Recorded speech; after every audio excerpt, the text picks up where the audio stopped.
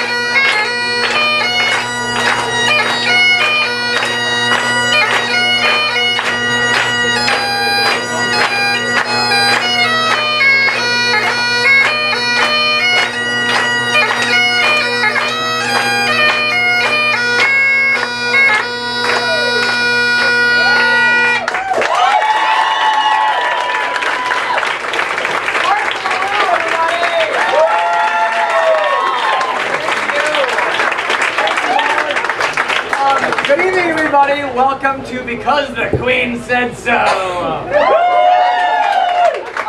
your host and director tonight, Darren Held, and this is Held Together, and we're going to do some improv comedy for you. This is a really cool place to be, the British and Dominion Social Club. How many of you are members here? All right. Welcome. Thank you for having us. These people are so fun, and they really know how to party. I came here to talk to them about doing this show. I came to a board meeting on a Monday night, and I left Wednesday morning with a hangover. Really good time. So, talk about the benefits of being a member, because I'm sure they're immense. How many are new to improv? Has anybody not seen an improv show before? All right, come on up here. Let me just explain to you what's going to happen tonight. We're going to do some completely unscripted scenes based on your suggestions. So, all of you are a big part of this tonight. I'm going to call for suggestions all throughout the night. Just shout them out. One of the first ones I hear will influence the scene you're about to see. So, are you ready for some improv? Are you ready for some hellaciously bad accents? You have those too. A lot of fun practicing. Are you ready to meet the players? Yeah! Please welcome Emily!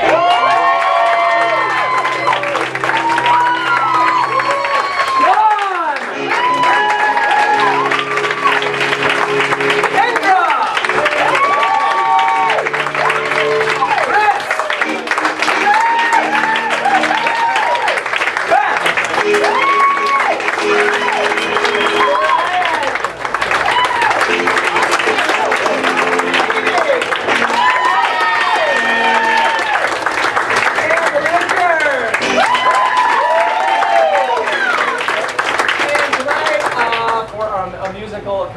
we have Scott on the keyboard. I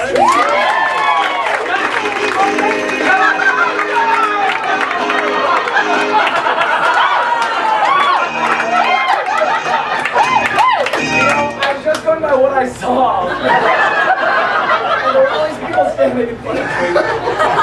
That's a lot, Tracy! And I was like, that's it, I guess. Anyway. That's a lot, Tracy! We love you, Tracy. Darren doesn't. We're going to start tonight with an Irish drinking song. And so, for this Irish drinking song, can I please get just a topic? What is this song about? Beer? All right, beer. It's about beer. Okay? So, with Tracy. All My name is Tracy, Darren. And so, here's the Irish drinking song about beer.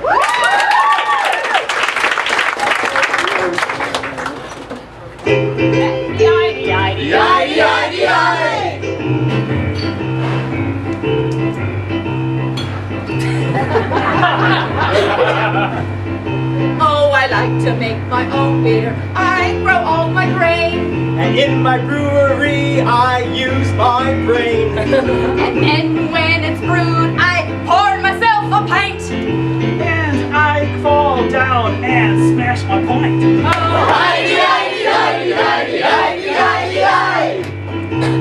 But drinking alone is such a bore.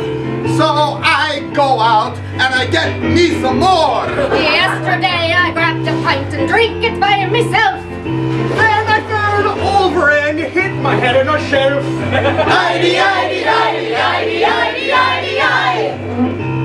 I stood up and couldn't remember what I ate next morning. I went to the kitchen and looked all around. I didn't find anything that was worth eating. So I grabbed another beer and gave a beating.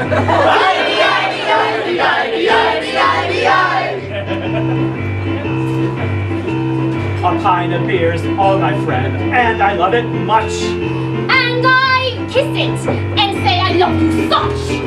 But in the morning, when I wake up, I got a headache. And I cry 'cause it really hurts.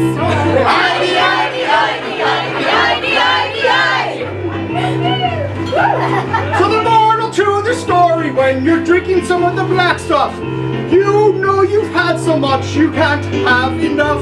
But I have to say, it's an act that I condone. Fun things can happen when you're drinking alone.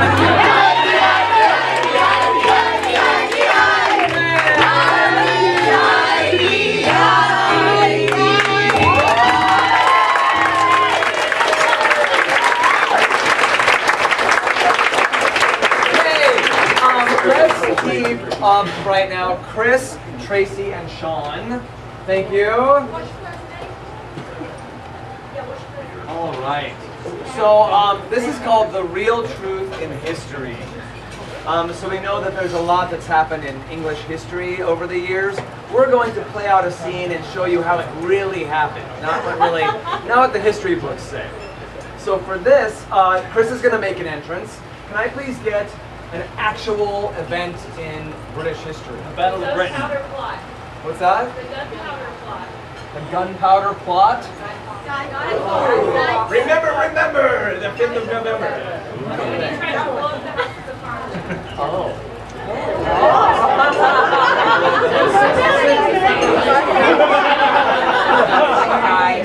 It's called the gunpowder plot? Yes. All right. To work with? All right, we'll find out what they think it is. Their version. Okay, so here is the gunpowder plot.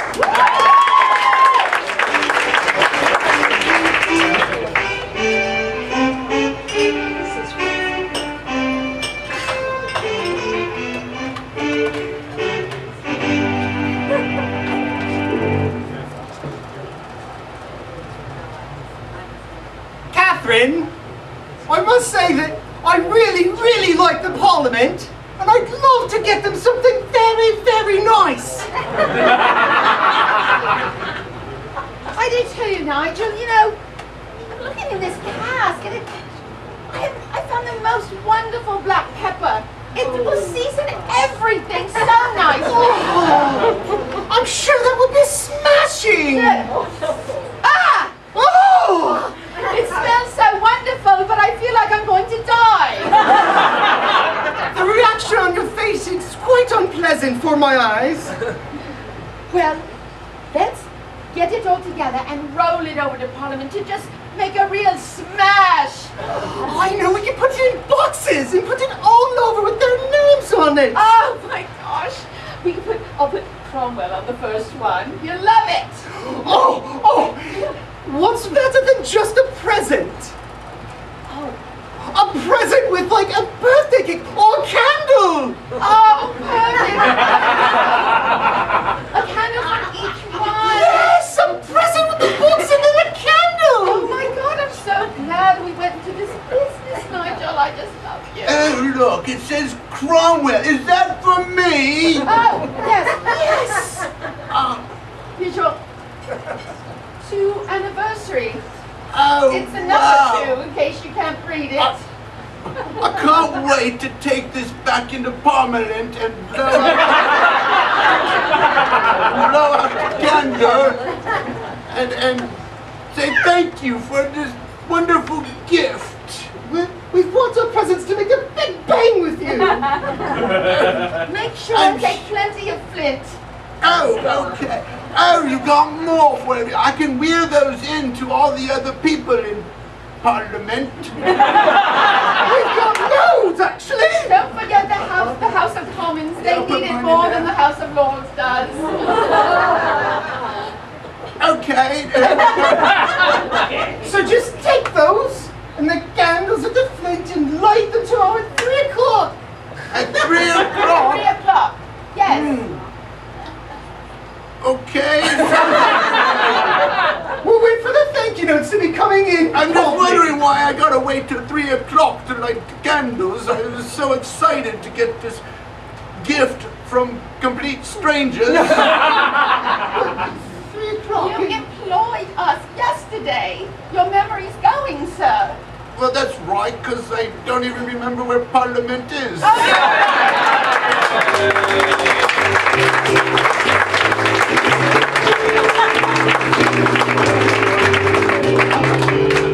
That was very close. That's what that is, right? I just got filled in by Mark over here. But please welcome Beth and Richard.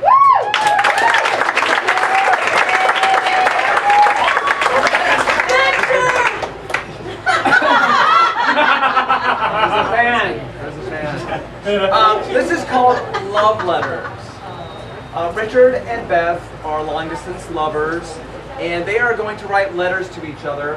Every now and then they're going to go out to you, the audience. Whenever they do that, just shout out a word, and they will incorporate that into their letter. Okay? So for this, can I please get, how did they meet? How did these two meet? What's that? Tinder. People coming? These party bottle in the sea. They were both drowning. Okay, great. You met when you were both drowning. Okay? And now your lovers will find out what's happened since. Okay?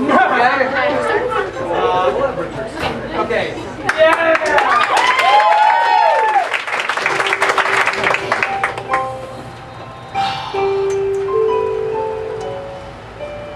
Hello, love. My dearest Penelope. Oh, how I've often thought back on that day when we fell over the cruise line and into the Atlantic Ocean and almost drowned. How lovely it was that you had an extra life preserver that you were able to share with me so that we were not dead.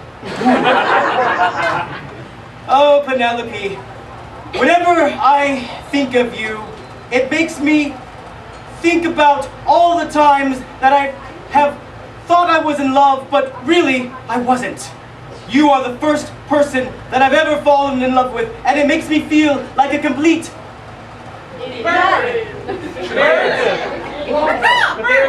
Potato chip. Yes, I would like you to lay and maybe share your nacho cheese with me. If you would. Penelope, you are the greatest thing that ever happened to me while fighting for my life in the middle of the Atlantic Ocean. I have fallen off many boats, but never have I seen someone as lovely as you, with eyes that shine as bright as a Bed warmer. bed warmer. And I say that hoping that one day, Penelope, you shall warm my bed.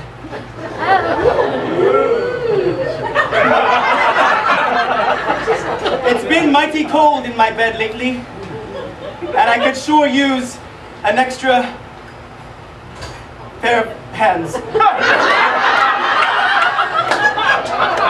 Penelope, I hear in the distance the bell is ringing, so I must get off to see my chiropractor. I'm all out of alignment and I need to get fixed. Yours truly, Nigel. Liam.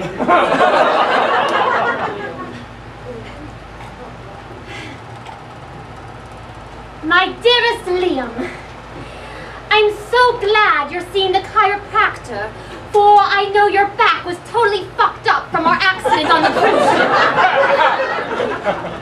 It was my sincerest pleasure to save your life, for I fancied you so much.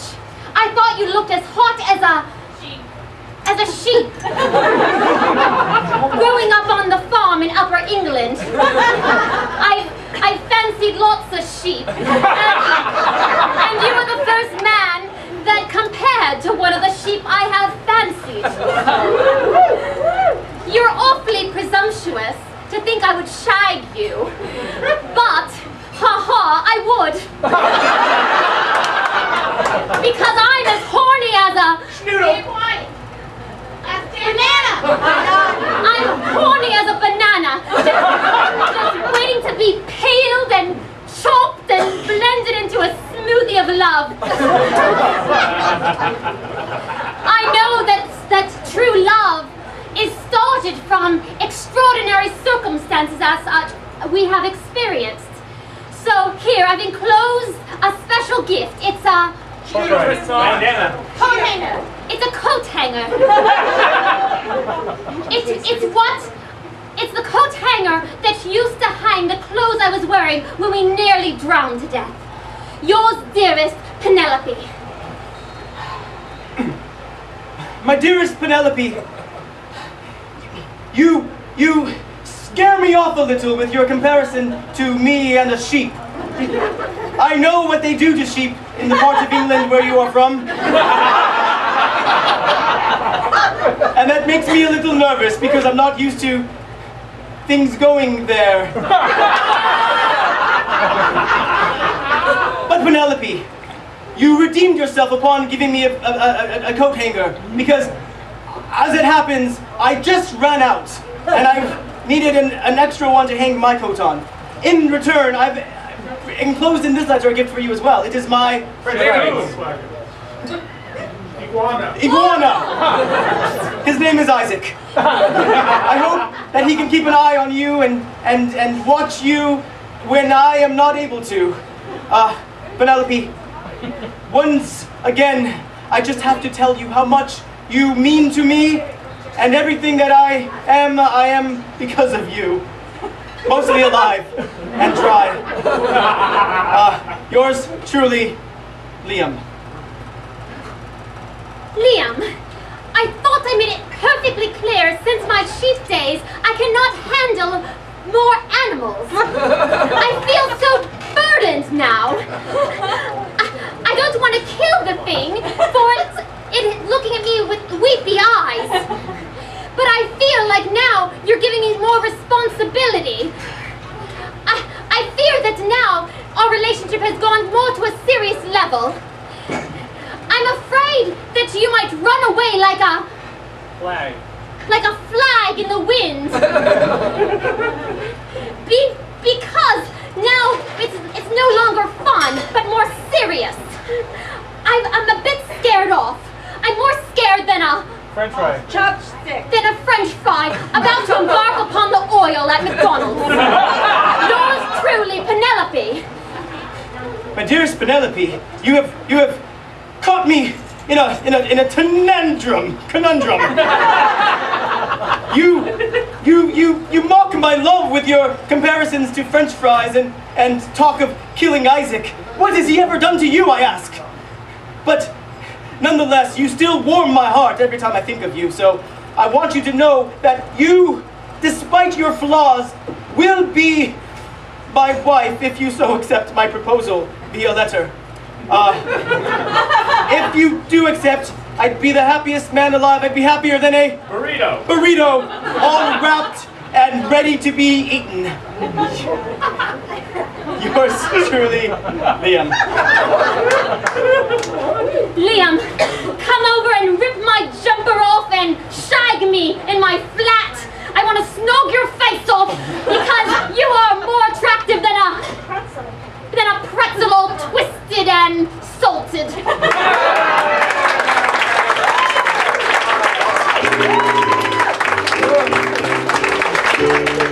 Everybody up now? Yeah. All right. Oh, please welcome Amy, Kendra, and Brian. Any fans of the bar here? William Shakespeare? No, not in this place. All right. Well, this is a long forgotten, newly discovered William Shakespeare play. You think you may have heard or have seen everything. This is one that just got uncovered, and this is the first time it's been on display. This is a scene from it. So Brian's going to make an entrance on this one. I just need the title for this newly discovered Shakespeare play. I'm a lumberjack. Big Okay. bet. Lumberjack one? I'm a lumberjack. How can you make that more Shakespearean? I beeth a lumberjack. There you go. Let's do that. I beeth a lumberjack, a Shakespeare play. Give him a hand.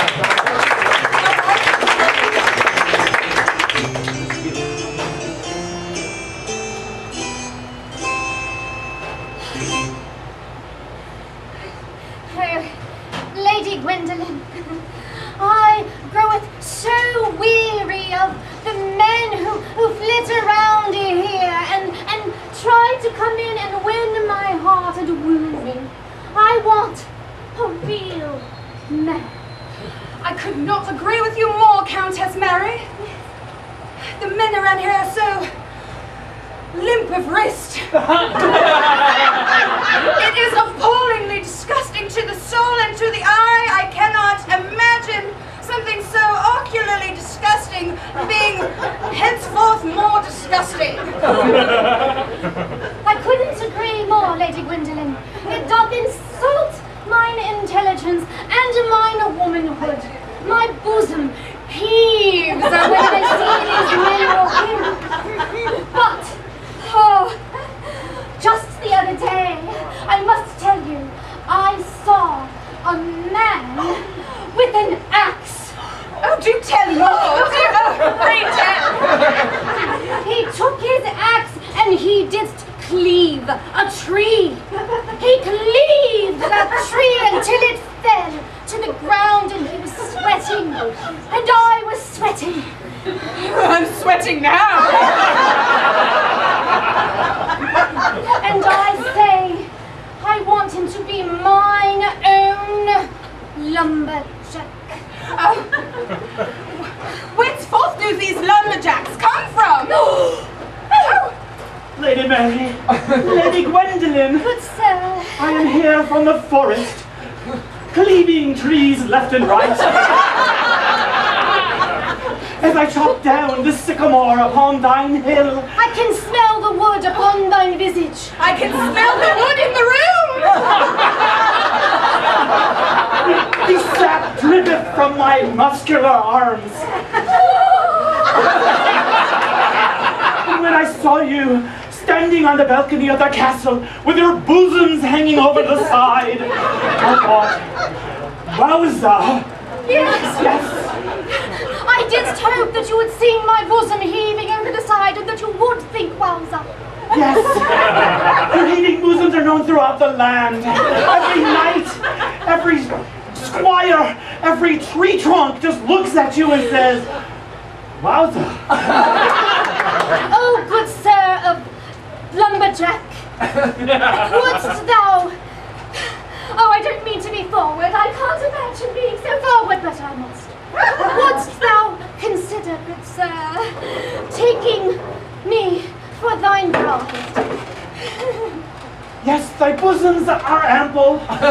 You have large tracts of land. But because of your bosoms, I like them smaller, so I thought I would go to Lady Gwendolyn. Lady Gwendolyn of the small bosoms, would you please honor me and be my wife? It finally did come in handy.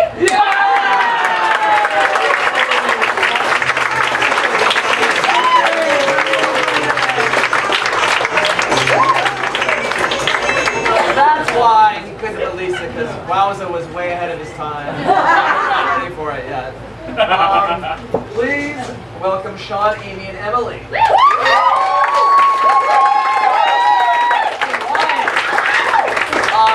Thank you so much for your donations tonight, by the way. Really appreciate it. In addition to that, we also have a sponsor tonight, so I hope you don't mind. We're going to take a quick commercial break. Can I please get a couple objects? Maybe one over here. Just give me an object, any object. Calculator. Calculator. Okay, and over here, another object.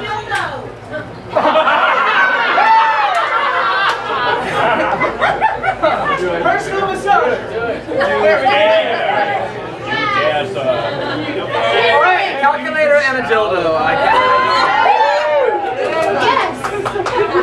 Yes.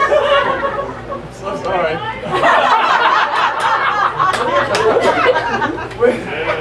I'm already with those objects in mind. Please stay tuned and welcome a word from our commercial sponsor.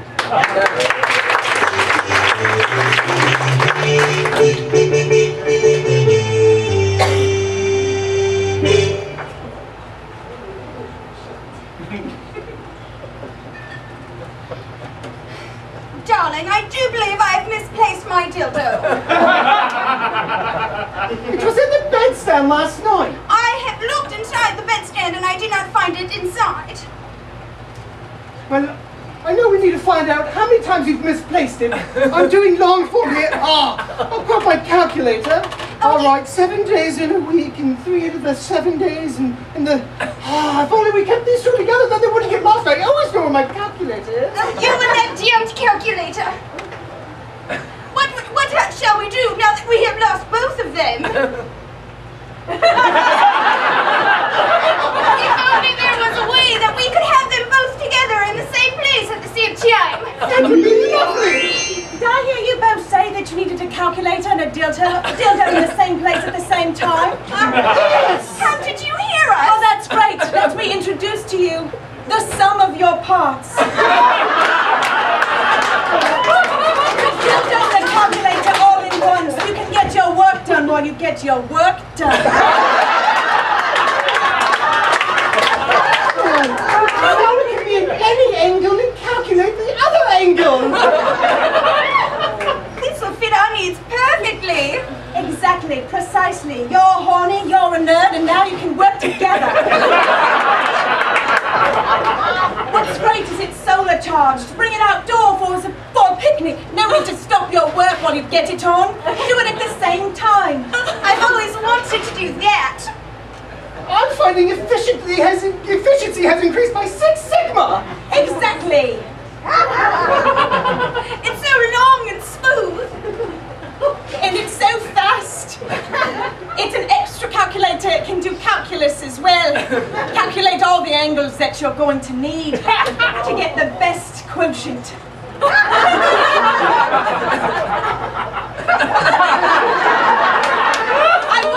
I'm looking forward to doing my homework later. I would say give it a try, but I'll give you a little time after the commercial.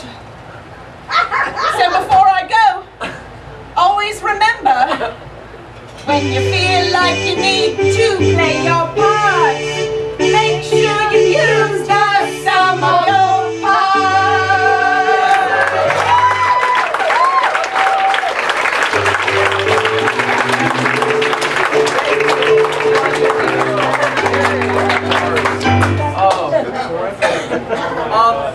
Next, I need a volunteer.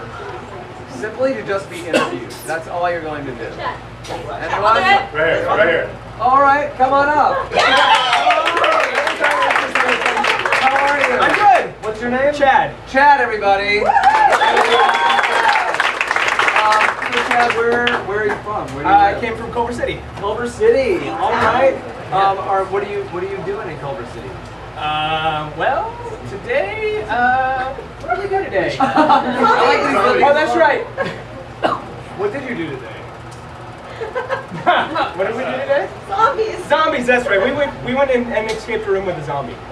You escaped the... This is a literal thing that we did today. Oh, okay. Yeah, we went into a room and had to find clues. We didn't escape. Oh, all right. No, we got eaten. You got eaten by zombies. Just one. Okay, just by one. Yeah. All right. Well, I'm glad that you made it to the show today. Yeah, I mean, For that. the undead walks at night. Why not? And who were you with when you did that? I was actually with a group of people, with my friends. We had got a group of people. We thought we were smart enough to get through it. Who are those friends? The ones that are here with me today are Stacy and Gabby and Jenny and Spencer. Oh, hi guys. How would you describe Gabby? Gabby, she's a little bit of a firecracker. Yeah. She's a Puerto Rican punk. Yeah, you know, she'll either hug you or slash your tires. All right. College. You met in college. Where did you go to college? University of Arizona. University of Arizona. Bear down. All right. What was your major there? Architecture. Architecture. Okay. And so, where did you grow up? I grew up actually in Tucson, where In U of A is Tucson. located. Yeah. Okay. How was your childhood? How would you describe it? I would describe it as painfully average. Yes. Did you grow up in the suburbs? I did grow up in the suburbs. Okay. So, yeah, we used our imaginations and made forts in the desert. Okay, you made forts in the desert. Yeah. Okay, what other kinds of things would you do with your imagination? We would create worlds in the desert because the desert is very plain and boring, so we had to use our imaginations to create. All right, create worlds in the desert. That's great. Any siblings? Yeah, I'm the oldest of 5. I have Oldest of I have a 5. brother and 3 sisters. Okay, so you're the oldest. Any memories, like did you used to make them do anything or pick on them at all being the oldest? Never. I never picked on my siblings one bit. No, yeah, I used to make my brother smell the cat food and the dog food in the grocery aisle. He thought it was great. And I used to tease my sister relentlessly about her makeup application when she was. I kind of regret that one. That was kind of mean. Okay. Did that come to haunt her today? No, it Okay. just came to haunt me with guilt. She's fine. Okay. Well adjusted. What's her name? Kelsey. Okay, Kelsey, and your brother's name? Court. Court. Okay. And what are you doing these days? Are you an architect? No, I'm not an architect. What I are actually you work doing? for a developer and we flip houses, but I you do flip the houses? whole gamut. I do this design decisions, meet with the city, all that stuff. Okay, so yeah. you're really good at multitasking. I'm trying. Any dreams for the future? Yeah, I would like to own my own home someday. When you're on home. Okay. With a backyard. In the backyard. Okay, so owning a home in the backyard would be a great Ideal. big goal for you. Absolutely. And where would you like to go on vacation someday that you've never been? Well, I would like to go to England. Great. Okay, give me just a short phrase. What is Chad's philosophy in just a few words? In just a few Not words. just to put you on the spot, but Right. I guess if I was to pick a philosophy, we'll do it one word. Geronimo. Geronimo. Okay, give it up for Chad.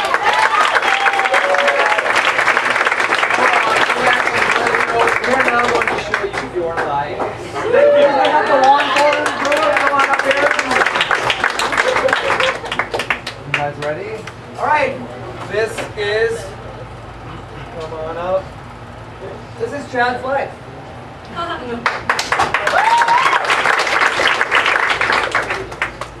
I tell you, Spencer, I am going to be such a good architect when I get out of Arizona's. I almost said our rival school. God! Yeah, Oh, I'm such a bad wildcat. you can't do that, Chad. I know. After all, having grown up so average, you can't say anything that's out of the ordinary.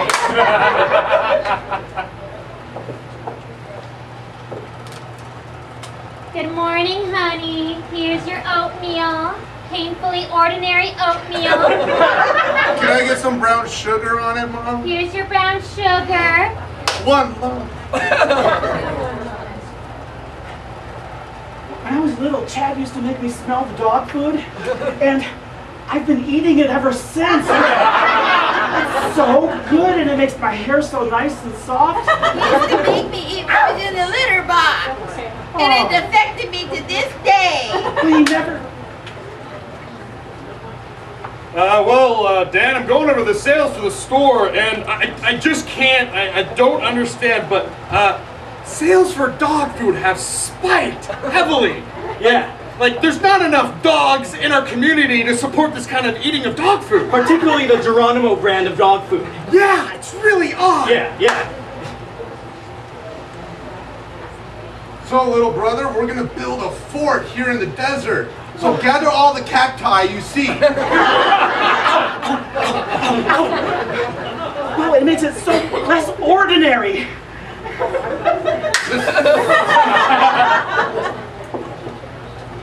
Well, thanks for coming into this open house, Chad and Mrs. Chad.